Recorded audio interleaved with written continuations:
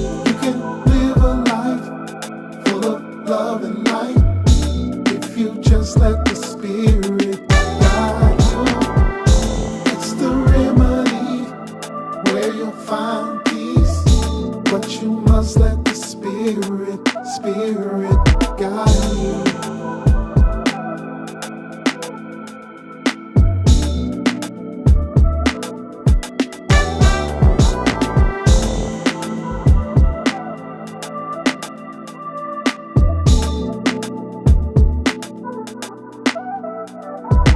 Who made y'all priests? What's up, world? This is our Fafore. What's going on, good people? This is our Oseun. Welcome back to the Who Made Y'all Priest podcast, where we talk about our spiritual journeys, our everyday life experiences, and the issues of the time from the perspective of two people who just happen to be priests. Fafore, what's going on, man? Just me and you. It's like when the throwback episode, man. It's just us two today. I know, man. We going. This is a real throwback, man. All the way back to season 1, man, where it's just me and you, man, giving our thoughts and our perspectives on, whatever we feel like the people need to hear about. Absolutely. We'll give you some more perspective on healing and a little bit about ourselves and our healing journey today. Not having any guests today, and we got a surprise for you later on that we're gonna get into.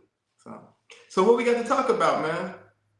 Man, I know. We talked personally, and we wanted to talk about the train derailment back in your home state of Ohio. Oh, yeah, man. So what you think about that, man? What you think about that? I heard a lot of rumors that Antifa might have been behind that train derailment. What you think about that? That's a possibility. My first thought is I had no idea where East Palestine, Ohio was. Like, I had never heard of it before in my life. Yeah, it's sad. The thing for me is since I started my vegan journey 9 years ago, I started off really just focusing on myself and my health, but I really did start to kind of go off into like the earth and the health and the vitality of the earth and things of that nature. And this train derailment was just, for me, like a big wake-up call for, and hopefully it was a big wake-up call for, majority of everybody else, just about how bad we are doing and being good stewards of the earth and just not taking care of the earth. There was like 11 cars that were carrying hazardous material. 11. And I saw pictures, like aerial pictures of the effects of the train wreck and how the chemicals and the flames and things like that. Man, that area, and not just that area either, the surrounding areas are going to be feeling those effects for who knows how long. Decades. And what's that? I say for decades, for generations. Absolutely. And I don't trust the government, to tell us an honest depiction of what that looks like. Like, people were able to move back, into the homes, that were like in that city or close to the wreck and things of that nature. And they made it seem like, everything was cool. But the chemicals that were being carried, I mean, they're talking about everything from respiratory issues to causing dizzy spells, even up to cancer. Like, there was a couple of chemicals there that were cancerous, highly cancerous. The last I heard, there were people still telling the residents there not to drink the water. That was some people, some congressmen, I believe, that went to Ohio from here in Texas, went there and told them not to drink the water. So that was a contradiction as to whether or not the residents of East Palestine, Ohio, should actually drink the water. And then you talked about all of the chemicals that were in that train. Yeah, those people are going to be dealing with that for generations to come. You're talking about things that have seeped into the soil that are going to eventually get to the water table and not just affect the people of East Palestine, like you said, it's going to affect the whole area. And then there's a company here in Harris County that is supposed to be discarding a lot of the hazardous material from there. So they're supposed to be trucking the hazardous material from Ohio to Harris County to be discarded here. And then not too long, either before or after that, within days, maybe a week, there was a train derailment here where I am in Cleveland, Texas, just on the other side of 59 from where I live now.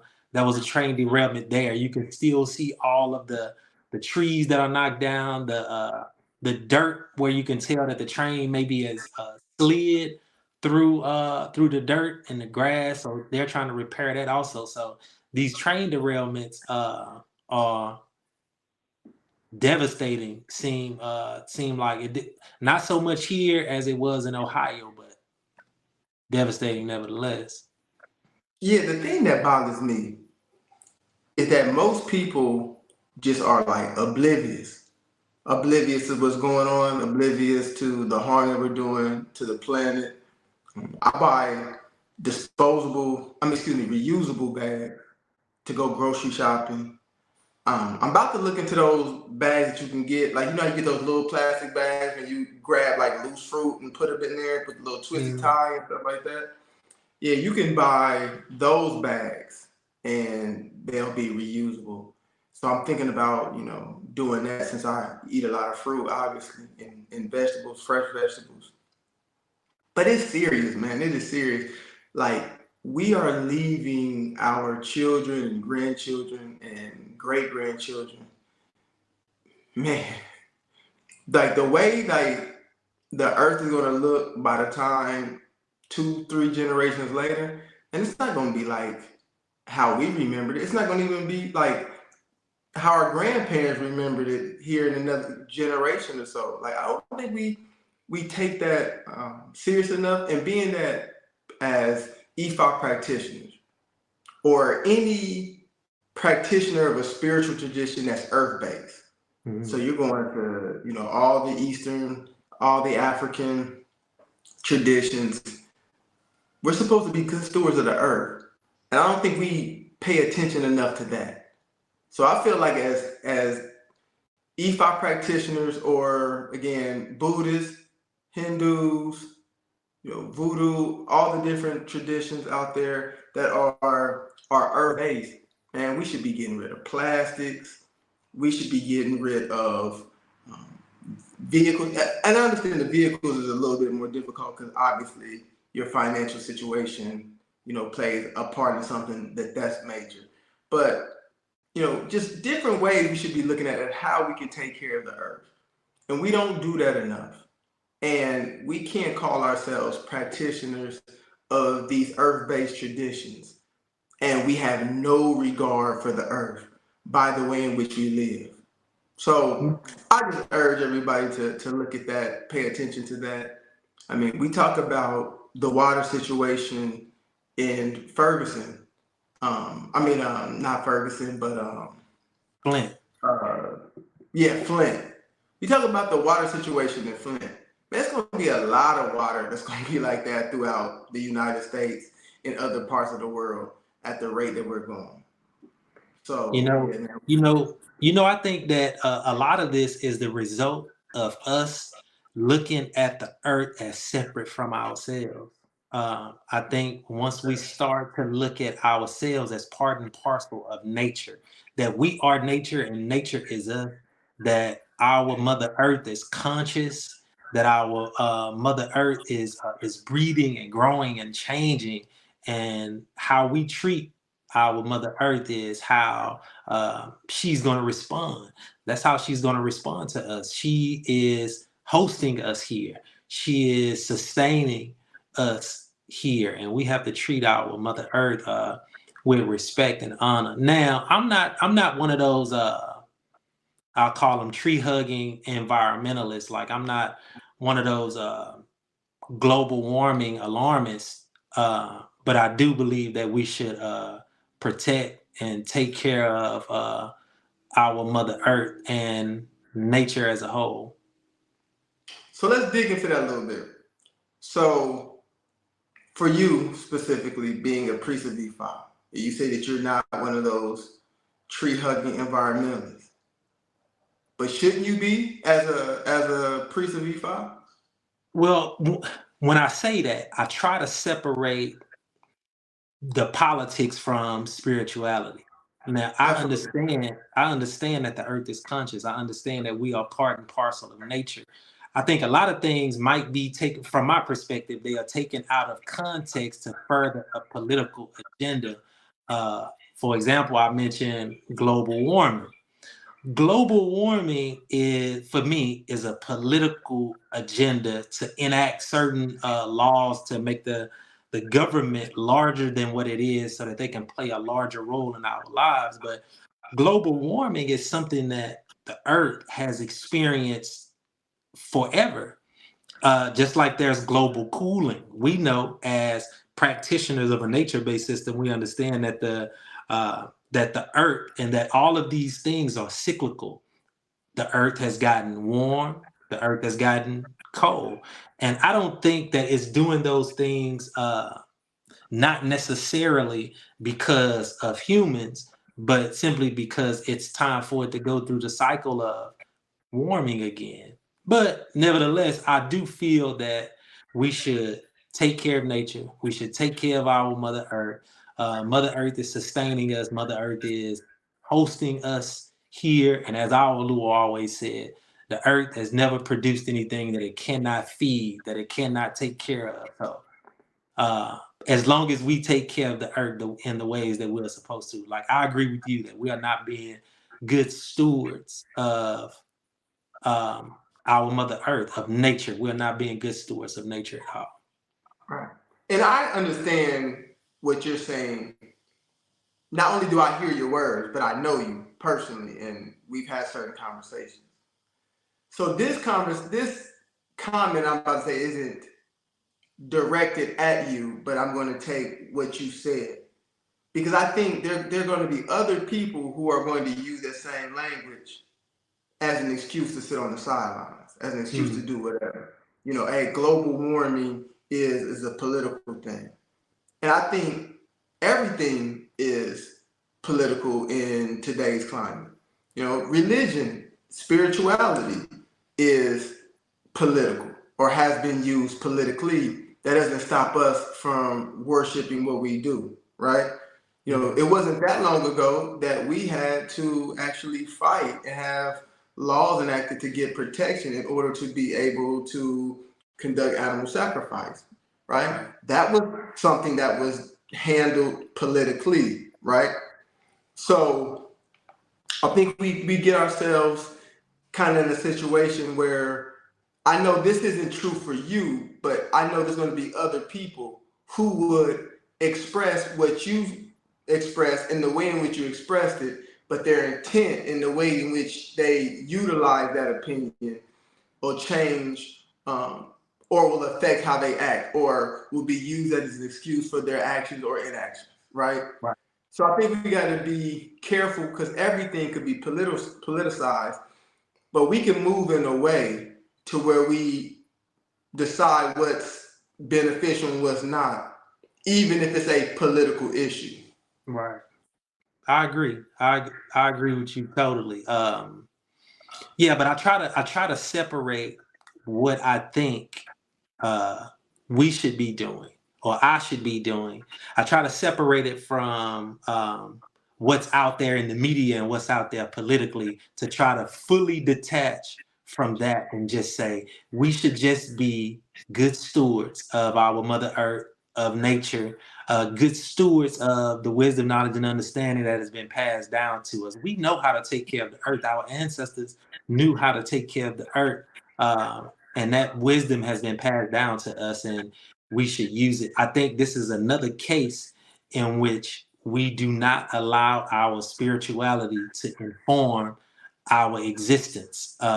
We've talked about this before in season 1 when we talked about Roe v. Wade and abortion and not allowing our spirituality to inform our existence. But you brought up something important, I think, as far as we're talking about nature and the environment, and then you brought up animal sacrifice. How do you feel about animal sacrifice now that we are mentioning being good stewards of the planet and everything on it? I, I don't eat animals. I don't even kill animals for food anymore. And I like cheeseburgers. Right. I like McDonald's. I like a rib sandwich, bacon, Right. egg, and cheese, all that good stuff, right? That was something that I struggled with. Now, I remember when I went to to your Ishe Five, yeah, because you got your hand to B5 about a month or so before I did. I remember going through there, and that was the part that had me like, ooh, I don't know. Right. And I had to really kind of like really dive deep on was I gonna be cool with that?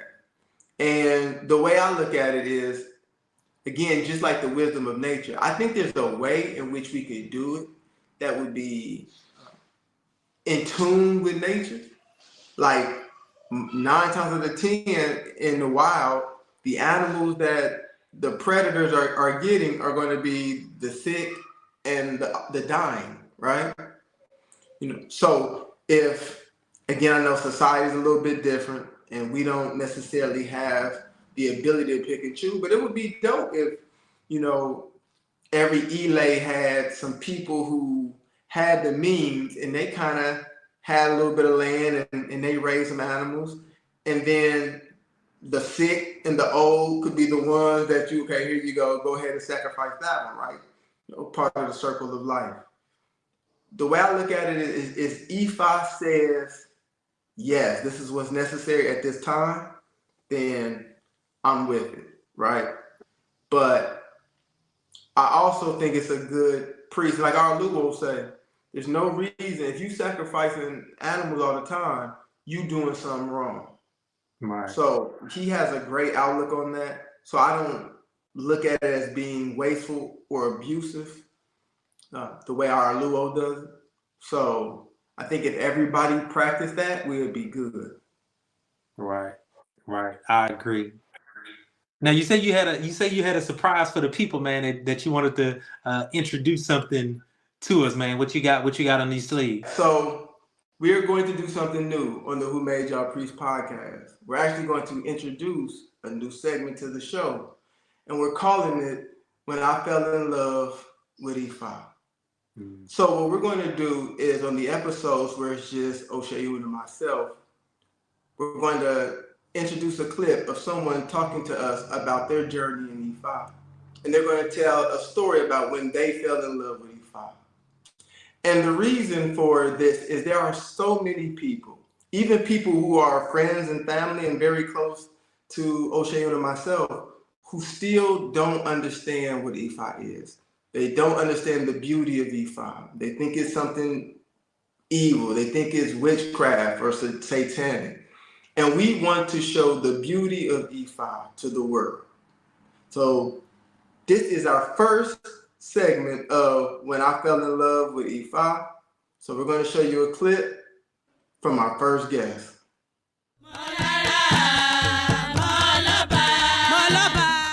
Alafia, everyone. I was born as a poor P. Jones the second or junior. My Ifa name is Ifa Dairichimi Fayemi. I received my hand of Ifa February 26, 2016. My spiritual journey started when I was about 8 years old. From the ages from like 0 to 8, I was raised Jehovah's Witness. Jehovah's Witness, we had my book of Bible stories. We had the meetings on, I think, Friday and Sunday. It didn't really sit and resonate with me. I didn't understand a lot. Nobody in the books looked like me. And you couldn't celebrate anything for a child, not celebrating your birthday, not celebrating any holidays, it's kind of hard. And even outside of holidays, it was like I can't celebrate my birthday. Like, even when I was a child, I used to like debate with my mom, like, but weren't you happy when you had me? Like, can't we celebrate that? And she was just like, no. So I already knew we can't celebrate something as joyous as birth. This is not a part of something that I want to be a part of. So we stopped going around 8 years old. Around 9, 10, my dad came back into our lives with his second wife. His second wife took me to a church. Now, I was excited because I had heard about church, but I had never been there. So, you know, it was a complete shock to the senses. You know, music, the pastor yelling his sermon out, you know, people yelling out hallelujah, all that kind of stuff. It was just something I had never experienced before. Until, I mean, everything was cool until somebody caught the Holy Ghost. Like, and then like a lot of people started catching the Holy Ghost. It was like dropping like flies. Like, that was pretty traumatizing. I had never seen anybody do anything like that. So I kind of didn't want to go back after that. But I did. You know, my dad took me to his church, which was a Baptist church, which they did things a little bit different. People still caught the Holy Ghost, but it was just different. And so fast forward a little bit more, I'm like 13, 14. My grandmother comes back from Northern Cali. She comes back and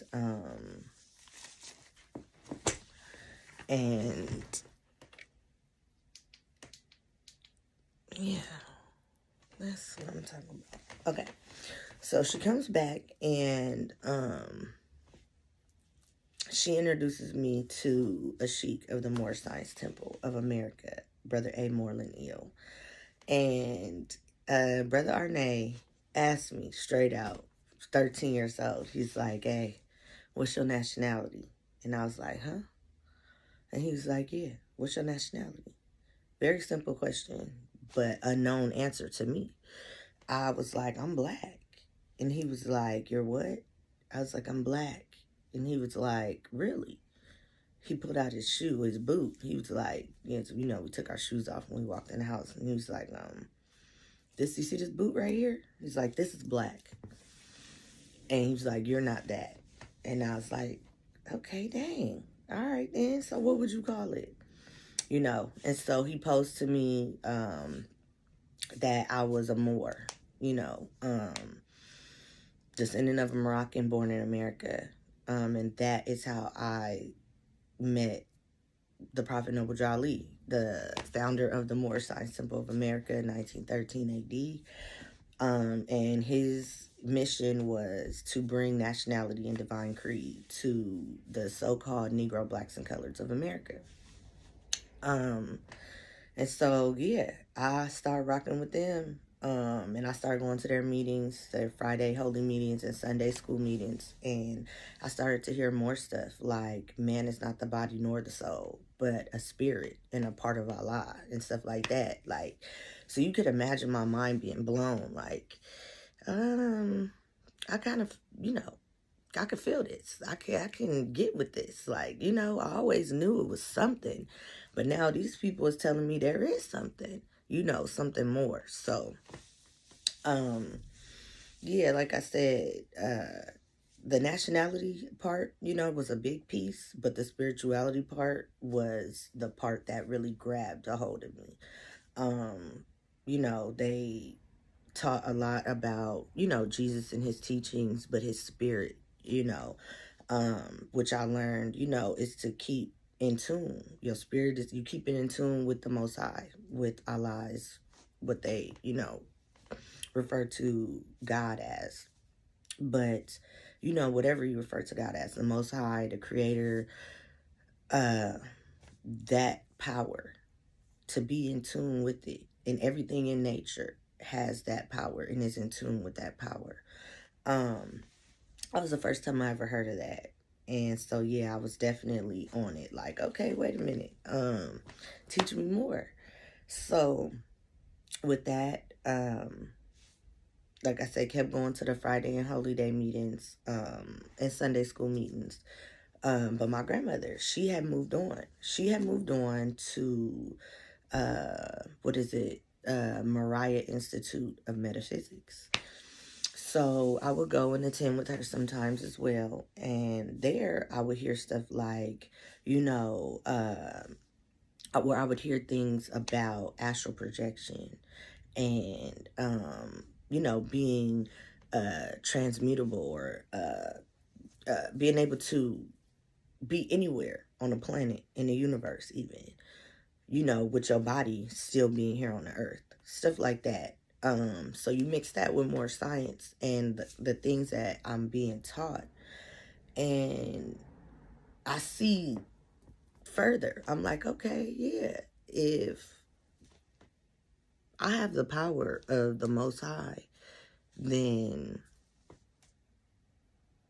I could definitely astral project somewhere. You know what I mean? In my dreams, I astral project.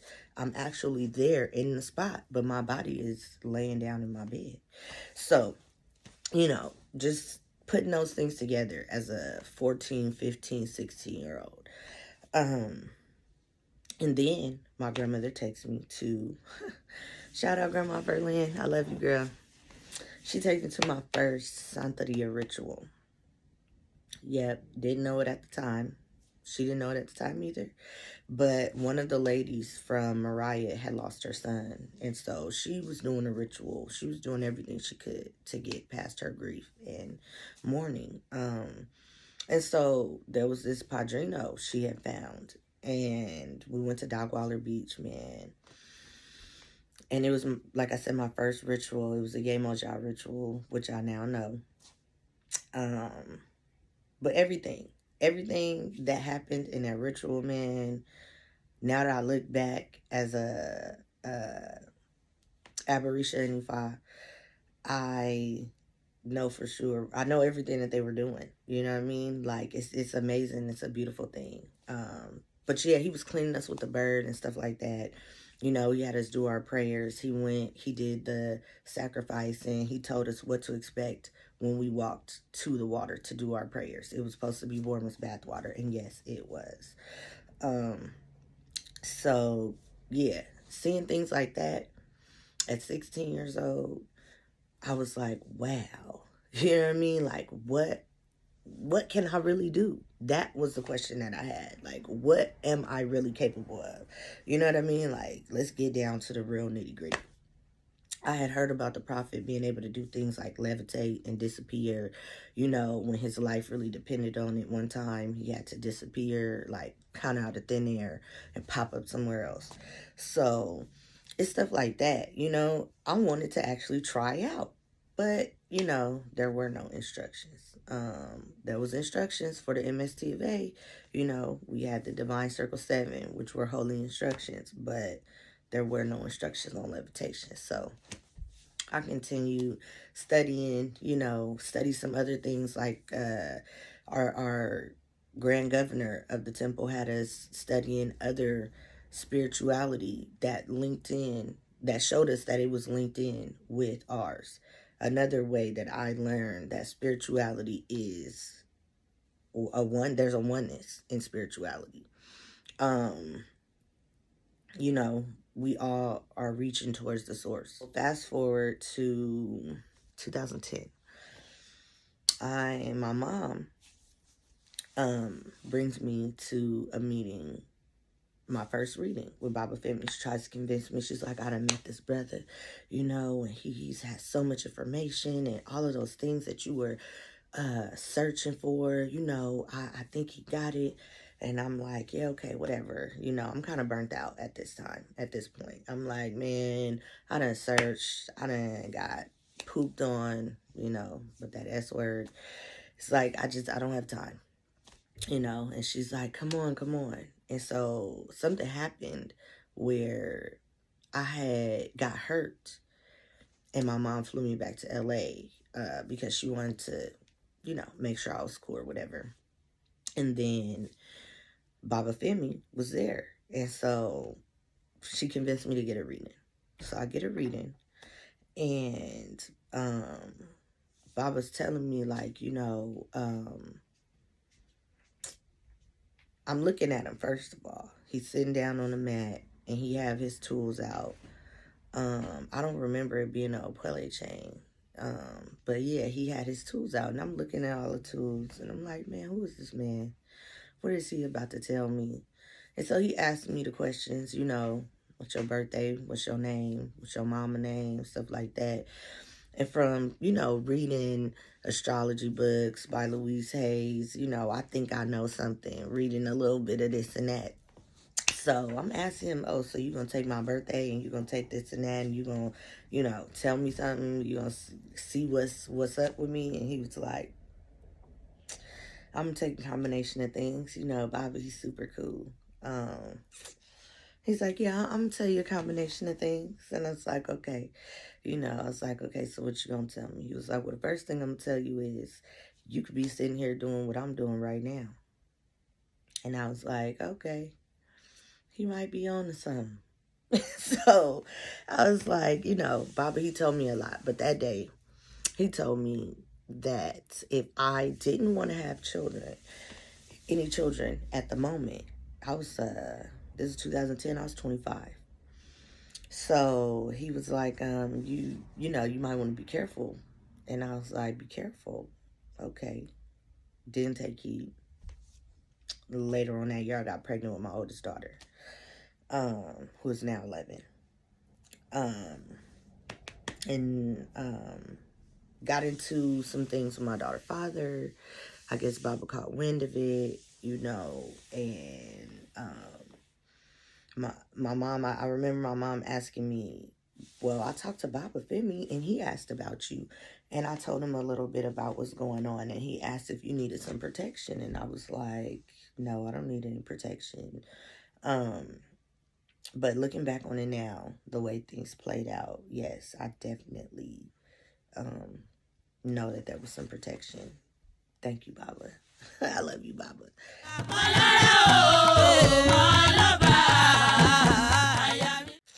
2017, got pregnant.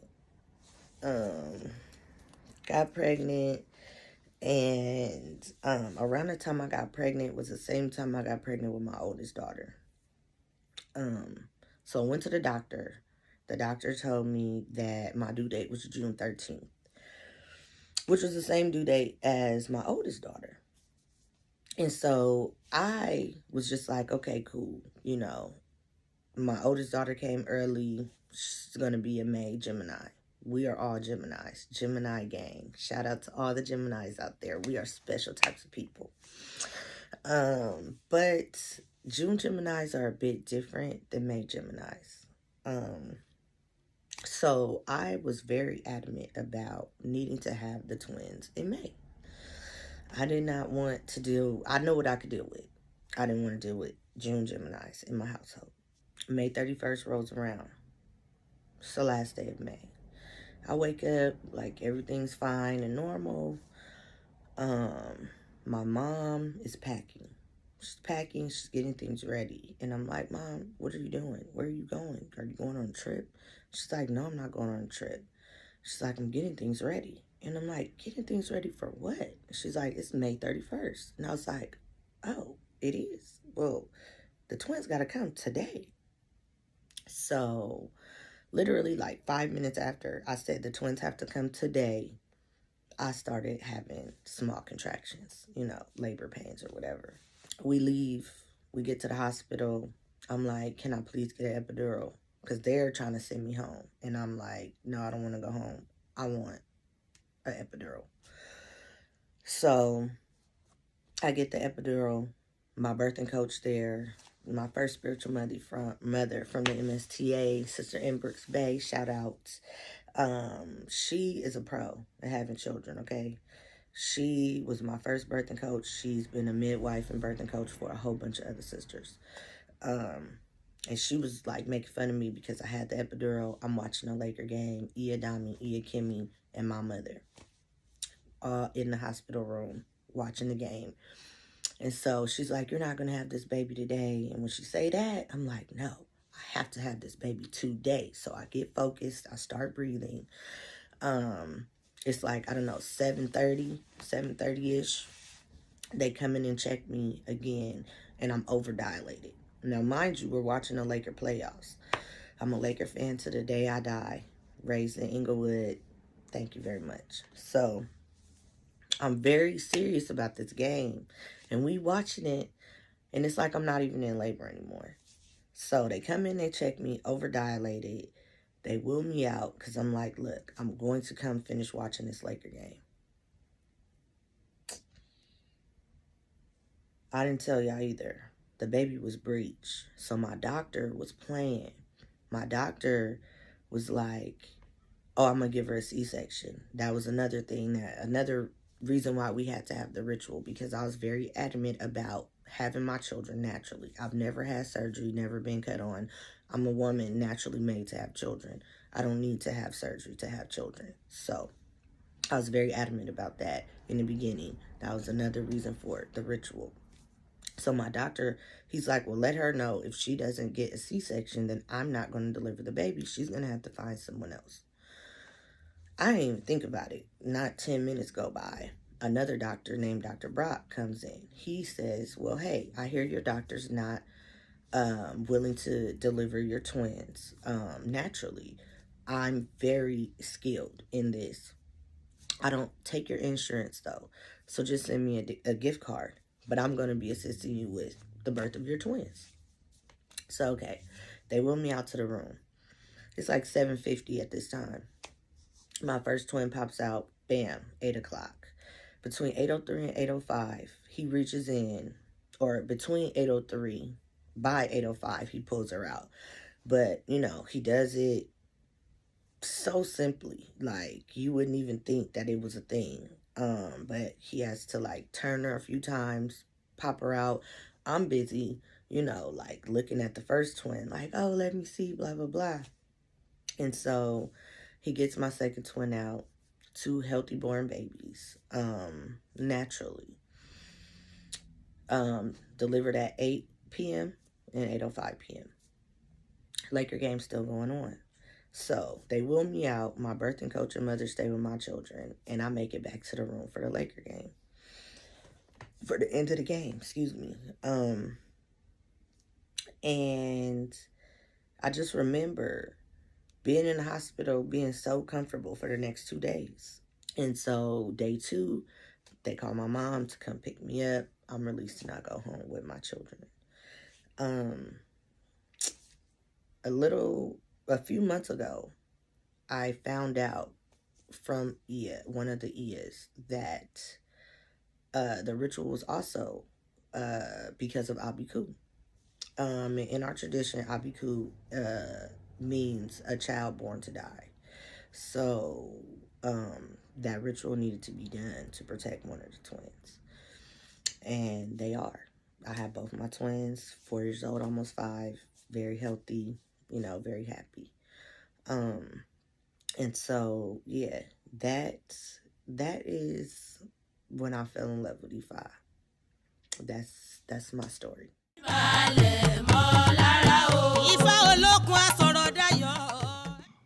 So, you ready to get into the topic for today? Yeah, man, let's go ahead and get into the topic, man.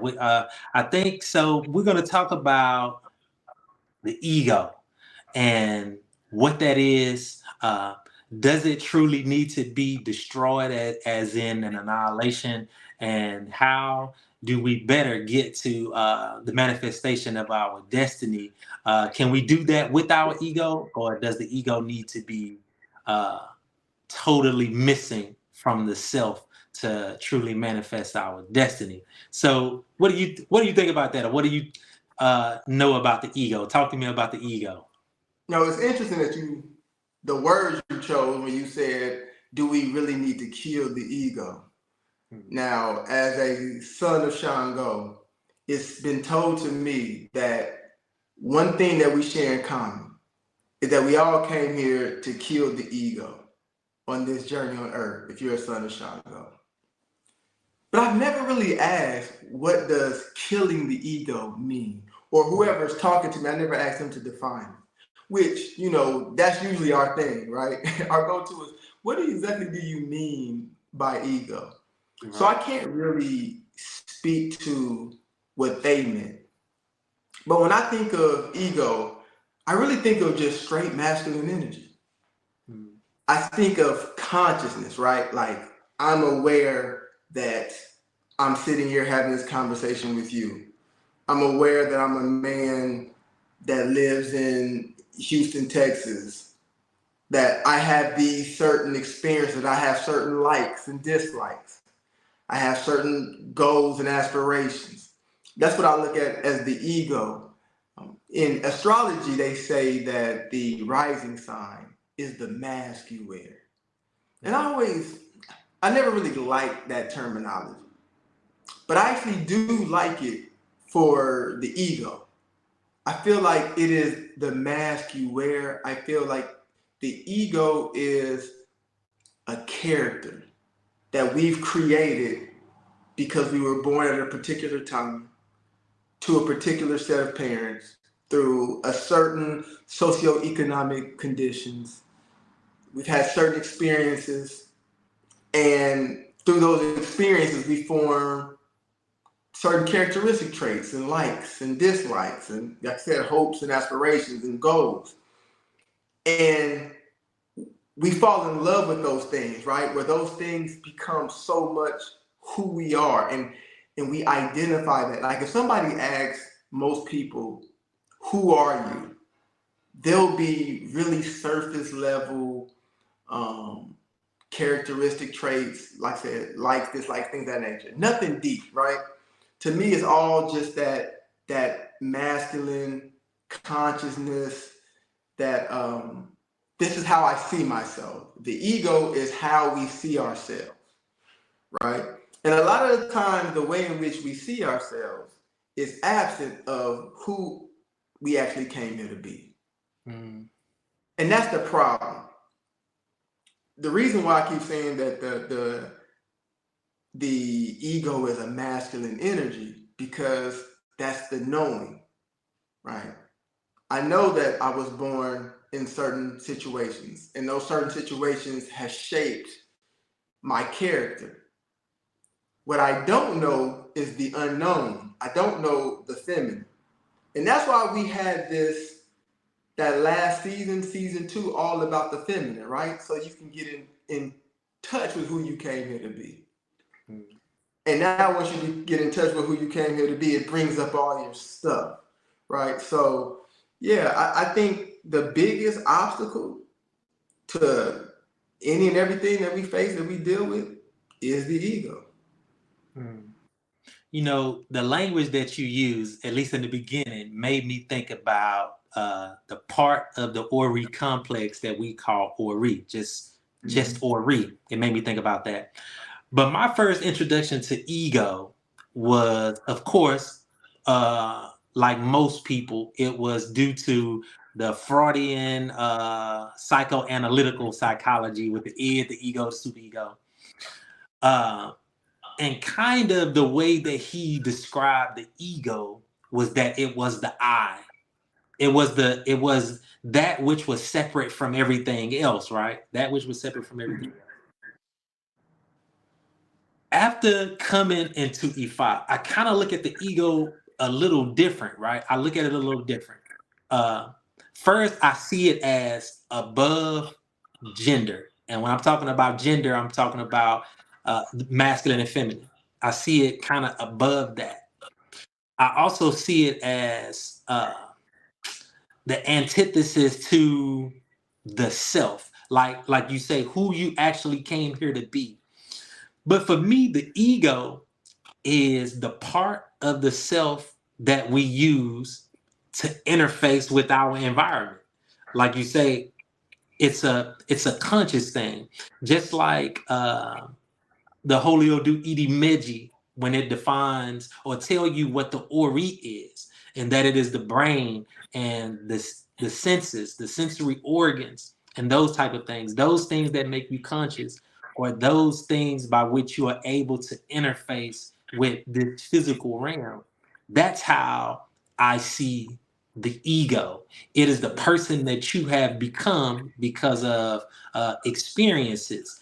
Like you say, being born in certain socioeconomic backgrounds, being born in certain places, in certain urban areas, that creates the ego. Like you say, it is the mask, or it is that which people become familiar with. You Mm. know, when I meet you, I'm being introduced to your ego. I'm being introduced to that part of you that can actually interact with me, and vice versa. That's how I kind of see the ego, which is why I asked the question: does it need to be killed? For me, when I hear the term "kill the ego," I don't think of annihilation. I think of submission. Making the ego, or what I would call the Ori, submit to the Ori Inu, introducing them to each other and making the Ori, or making the ego, subservient. It makes me think about the Sphinx with the human head and the animal body. I think about that wisdom, knowledge, and understanding, or the true self above the I. Uh, I always try to separate the self from the I, because I believe that the I is what we use to interface, and the self is the true person. The Ori Inu is the true person, that which carries all of your motivations, that which carries your destiny, that which carries the impetus for you moving forward and making an attempt to live. So, would you think about that? How do you uh, see the ego going forward? So when people say kill the ego, my interpretation, again, this is not me asking them to define it. I feel like they're saying to kill it, like annihilate it. Right. But that's why I talked about it being a masculine energy. That's why I called it consciousness. You can't kill consciousness. You can't kill the masculine. Um, and even if you could, you wouldn't want to. Right. You know, in yoga, they talk about understanding the false self in order to get to the true self. Mm. Because life is really a comparison. It's really a comparison and contrast, right? The older you get, when you get into certain situations, all you doing is kind of comparing. If you really think about it on a very basic level, like, oh, I've done something like this before. I don't know if I feel it. I'm not gonna go forward with this. That's just really what it is. So it gives you a basis of understanding. It's like the old dude Erosu, Warren. Erosu, everything's going good. Or Warren, the friction comes in. But the friction comes in order for you to see yourself, right? Right. You gotta have the duality. Without the duality, there's no reason for us to be here, right? Without the duality, you can't see yourself. You can't understand your experiences, right? So that's why I don't feel like you can actually kill the ego. But I love what you said. You have to make it submit, right? To get to a place of equilibrium. Um, we've done a lot of readings this year, and even going back to last year, right? One of the most common things that we've seen across the board was a lot of otorameji, a lot of self-evaluation, right?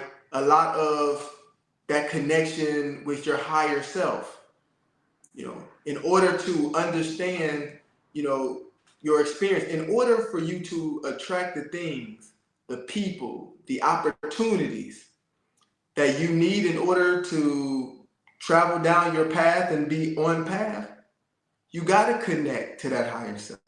Mm. Right. So we're seeing this common theme of people living in that ego, living in that energy of this creature they created, this character they created, and not really living and who they came here to be. I'll tell you a story about myself. So I can't remember if this was right before we became priests or right after we became priests. But it was me, you, and Baba. We was over at Baba's house. And you had asked Baba a question in regards to really identifying the kind of priest that you came here to be, right? So Baba starts talking, and then Baba says, you know, and I can't remember what name he called me because I couldn't remember if I was, you know, if it was before priesthood or not. But anyway, he was like, he saw me as being like this herbalist and this, that, and the other. And I was like, man, I want to be them damn herbalists. Like, nah, I want to be a divine. I want to be cold with it. Like that's the kind of priest I want. That's the space that I'm in, right? And I remember him saying that, and I'm like, and then I told you, like, man, that ain't what I'm trying to do. But I mean, it made sense. There was a reason why my journey really kind of went to that second gear once I changed my diet, once I got into being a plant-based or vegan and incorporating herbs. And I deal with herbs on a regular basis. I take a ton of herbs every day. You know, when COVID came around, I'm telling people what herbs they should take to maintain their health, and or when they got COVID, how they can get over it. So it made sense, right? But my ego wouldn't let me see it at the time because in my mind, I had made up, oh, this whole thing of being this great divine, like our Luo, like that's what I want, right? Right. And it wasn't saying that I still couldn't do that. You know, there's priests that do a whole bunch of different things at the same time. But it was just like, I was just tunnel vision on something. But it was as I submitted, allowed my ego to submit and was more in balance, I was like, I mean, yeah, under any other normal circumstance, somebody say something about, yeah, he the herbalist, I wouldn't have had an issue with that. Right. Right. Now, the way you just used ego. So I'm gonna ask you to make an attempt to define ego the way you just used it. The way you just used it. You say it was my ego that didn't want me to be seen as an herbalist because I want to be a diviner like Baba. So when you use the term ego in that sentence, what does that mean? What did that mean? It was this me and my idea of what I thought was cool, right? Mm-hmm. It's kind of like you get poked with something sharp and you react to it, right? It was just a sensory reaction, Mm-hmm. you know, a thought of what I purely wanted to do and not really a thought about what did I come here to do. I didn't really look at it on a level of any depth other than, hey, like, this is what I want to do. You know, I know my natal chart says I come here to be a healer, Mm-hmm. you know. So again, herbs and things of that nature make sense. Right. But I was chasing the thing that what first attracted me to E5, like, yo, this is dope, was that chain. Right. And from that moment on, I'm like, that's what I want to do. Yes, it's 200,000 other things that come with being a priest. Nah. That piece right there, though, that's it. Right. You know what I'm saying?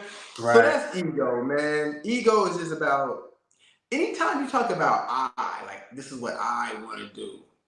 You know what I'm saying? Like you said, that's ego. You know what I'm saying? I wasn't trying to seek what made sense. I wasn't thinking about what was in my highest and most beneficial interest. I wasn't looking about what benefited and what was going to complete my journey.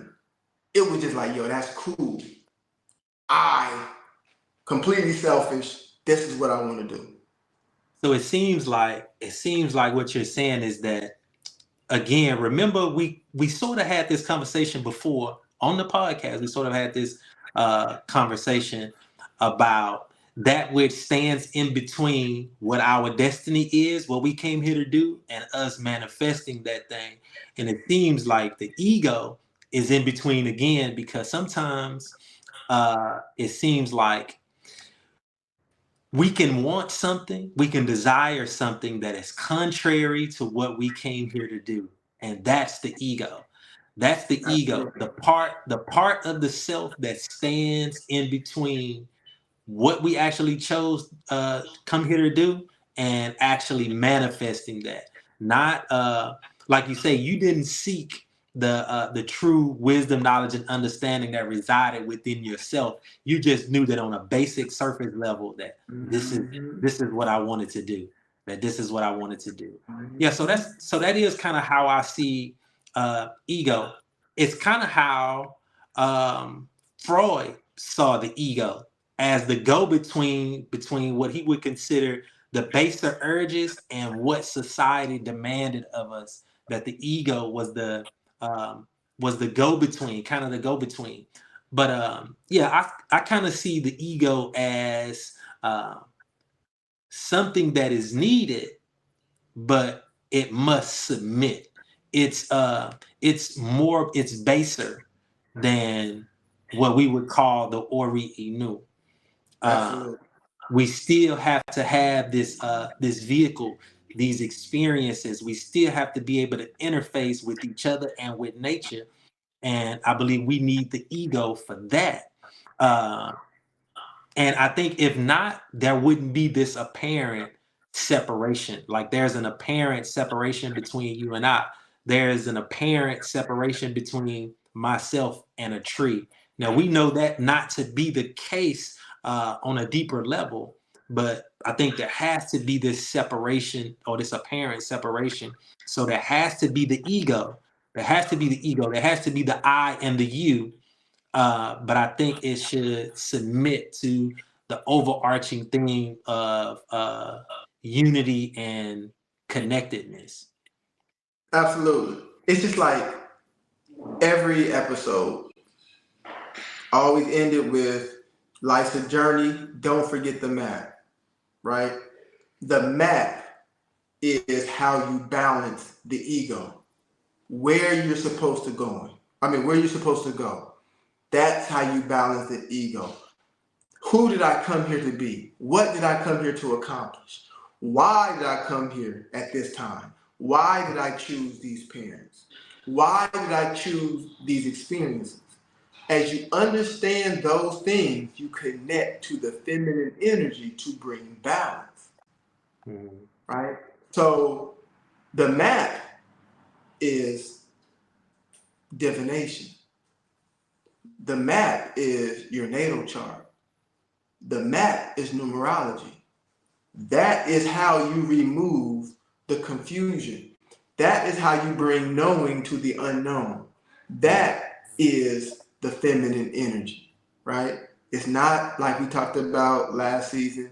It's not, a woman, even though the law of gender says that women are the earthly manifestation or the physical manifestation of the feminine. There are women as well as men who are out of balance with the feminine energy, right? So that is why we had all last season, we talked about the feminine, because the feminine is how you go back, reach into the darkness to bring those things into the light that you need in order to go forward.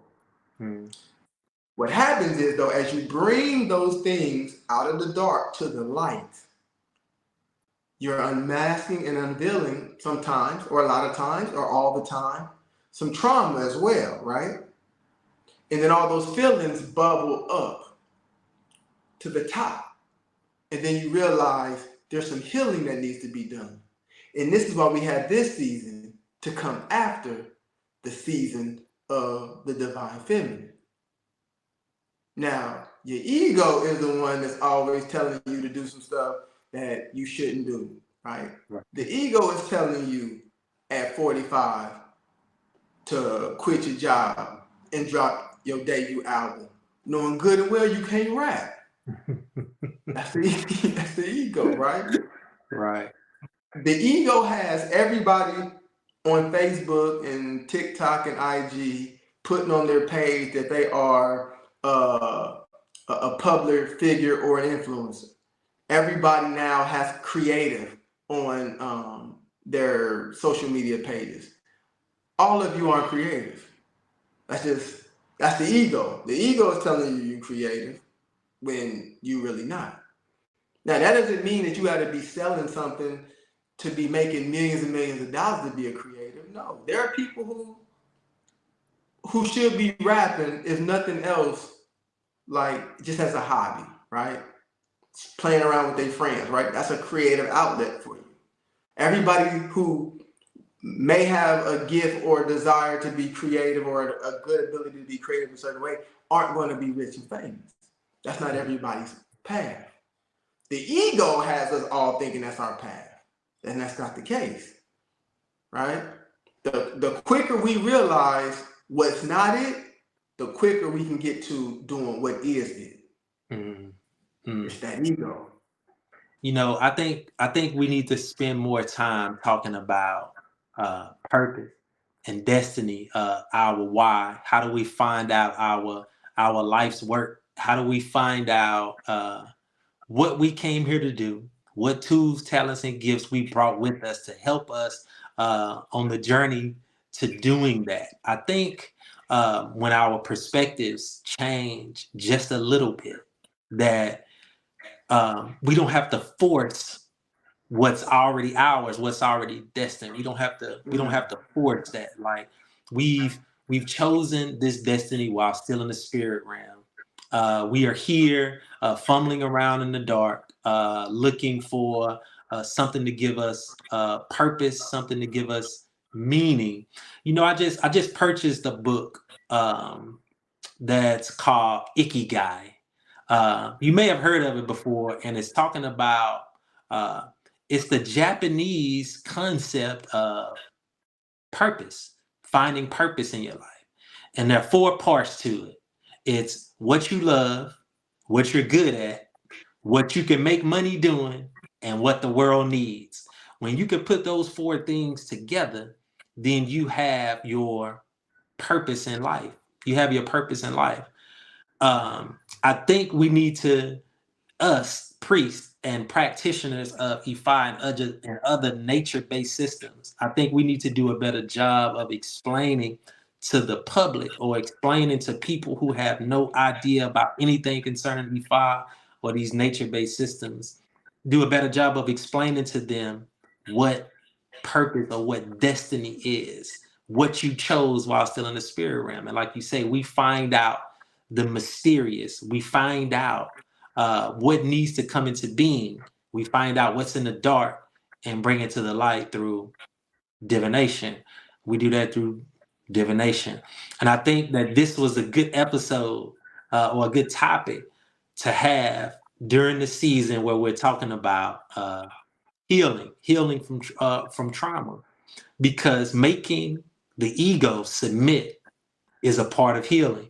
It's a part of figuring out what we came here to do, why we came here to do it, why we are who we are, why we chose the parents that we did. I've told people since we've been doing readings, I've told people that uh, there is something that you bring to this earth that nobody else can bring. There's something special about you, and that's not cliche. There's something special about you. You just have to figure out what that is and bring it to the earth. You have to bring it into fruition. So I think that this was a beautiful topic to have in the season on healing. Absolutely. Absolutely. You said that beautifully. So family, we hope you learned something. Hope you've been enjoying, this the season on healing. We're about at the halfway point for the season. Second half, we got a lot more interviews and a lot more topics to help you on your path. Like Oseun said, we all are unique. We have unique gifts. We have unique experiences. We all have unique trauma, and there's going to be a unique way that we have to heal from those traumas. So hopefully one of the episodes that we've had thus far has given you another alternative, an alternative that works for you. And if not, we got more episodes coming up. So hopefully by the time we end this thing, there'll be something that's going to resonate with you and help you on your path to your healing. So thank you for listening again. Please, please, please like, share, and subscribe. Like button is somewhere over here. Matter of fact, everybody just hit the like button right now. Hit the like button right now. We appreciate you. Thank you so much. We love you, and we'll see you here next week. Always remember, life's a journey. Don't forget the map. Peace. Peace.